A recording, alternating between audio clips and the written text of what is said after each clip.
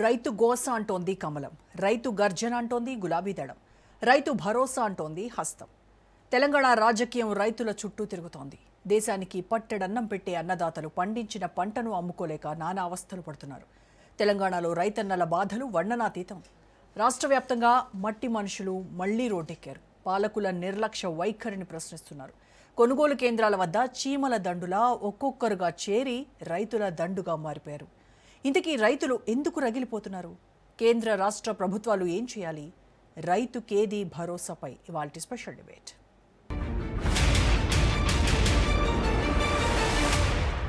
రైతును రాజును చేస్తాం, మాది రైతు ప్రభుత్వం. పాలకులు ఎవరైనా సరే పదే పదే వల్లె వేసే మాటలివి. తెలంగాణలో రైతుల బాధలు రాస్తే రామాయణం, చెప్పుకుంటే భాగవతం. అన్నదాతపై అందరికీ చిన్నచూపే. రాష్ట్రంలో 1 కోటి టన్నులకు పైగా ధాన్యం దిగుబడొచ్చింది. కేంద్రం మాత్రం 52 లక్షల టన్నులకు మాత్రమే మద్దతు ధర చెల్లిస్తామంటోంది. దీంతో రేయింబవళ్లు కష్టపడి పండించిన పంటను అమ్ముకోలేక రైతన్నలు ఆపసోపాలు పడుతున్నారు.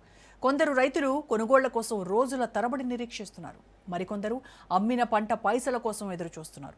అనేక చోట్ల కొనుగోలు కేంద్రాల్లో కాంటా పెట్టడంలో తీవ్ర జాప్యం జరుగుతోంది. దీంతో రైతులు మార్కెట్లలోనే రోజులు గడపాల్సి వస్తోంది. మరోవైపు గన్నీ బ్యాగుల సరఫరాదారులు, ట్రాన్స్పోర్ట్ కాంట్రాక్టర్లు కూడా బిల్లులు చెల్లించకపోవడంతో ఇబ్బందులు ఎదుర్కొంటూ ఉన్నారు.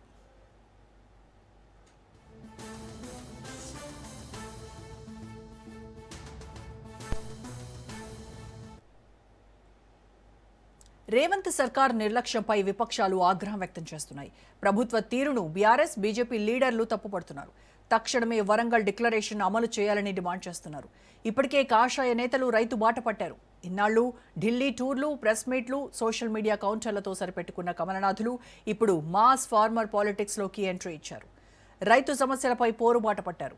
3 రోజుల పాటు రైతు గోస, బీజేపీ భరోసా యాత్ర సాగనుంది. ధాన్యం కొనుగోలు కేంద్రాలను బీజేపీ నేతలు సందర్శిస్తున్నారు. తక్షణమే ధాన్యం కొనుగోలు చేయాలని డిమాండ్ చేశారు.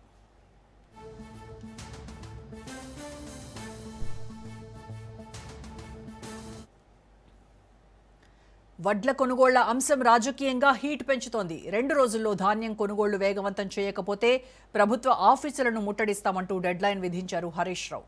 ప్రభుత్వానిది మిషన్ మోడ్ కాదని కమిషన్ మోడ్ అని తన్నీరు విమర్శించారు. ముఖ్యమంత్రి రేవంత్ రెడ్డి ఢిల్లీ పర్యటనలు, గారడీ మాటలు ఆపి కొనుగోలు కేంద్రాలకు లారీల ట్రిప్పులు పెంచాలని హరీష్ రావు డిమాండ్ చేశారు.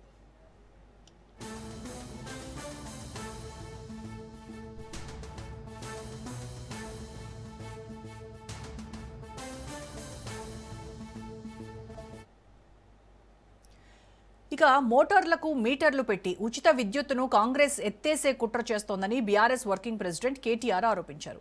రాష్ట్రంలో ప్రీపెయిడ్ మీటర్లు తీసుకొచ్చేందుకు, వ్యవసాయ మోటార్లకి మీటర్లు పెట్టేందుకు సిద్ధమైన రేవంత్ సర్కార్పై మండిపడ్డారు.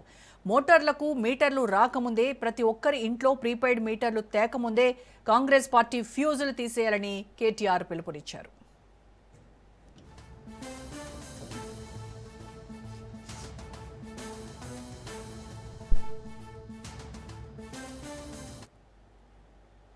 ప్రతిపక్షాల తీరుపై తెలంగాణ సీఎం రేవంత్ రెడ్డి మండిపడ్డారు. కేంద్ర ప్రభుత్వం సహకరించకపోయినా రాష్ట్రంలో ధాన్యం కొనుగోళ్లు కొనసాగిస్తున్నామన్నారు. మద్దతు ధరలు పెంచడమే తప్ప పంటలను కొనుగోలు చేయటం లేదని విమర్శించారు. రైతులు పండించిన ప్రతి గింజ కొనుగోలు చేస్తున్నామని చెప్పుకొచ్చారు రేవంత్ రెడ్డి. సన్న వడ్లకు 500 బోనస్ ఇచ్చి మొక్కజొన్నను మద్దతు ధరకు కొనుగోలు చేస్తున్నామన్నారు.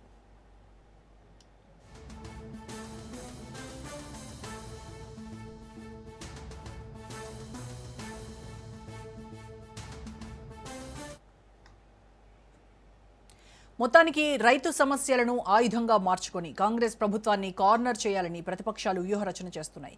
బలమైన గ్రామీణ ఓటు బ్యాంకుగా ఉన్న రైతు వర్గాన్ని తమ వైపు తిప్పుకునేందుకు ప్రయత్నిస్తున్నాయి. అందుకే జనం బాట పట్టారు విపక్ష నేతలు. ఇదంతా రైతుల కోసమా, లేదంటే తెలంగాణ రాజకీయాల్లో స్పేస్ ఆక్యుపై చేయడానికి స్ట్రాటజీనా అనే చర్చ సాగుతోంది. ఐకేపీ కేంద్రాల దగ్గర మొదలవుతున్న రాజకీయ వేడి రాబోయే అసెంబ్లీ సమావేశాల్లో హీట్ పెంచడం ఖాయమంటున్నారు విశ్లేషకులు. రైతుల గోసపైనే ఇవాల్టి మన డిబేట్లో కూడా చర్చిద్దాం.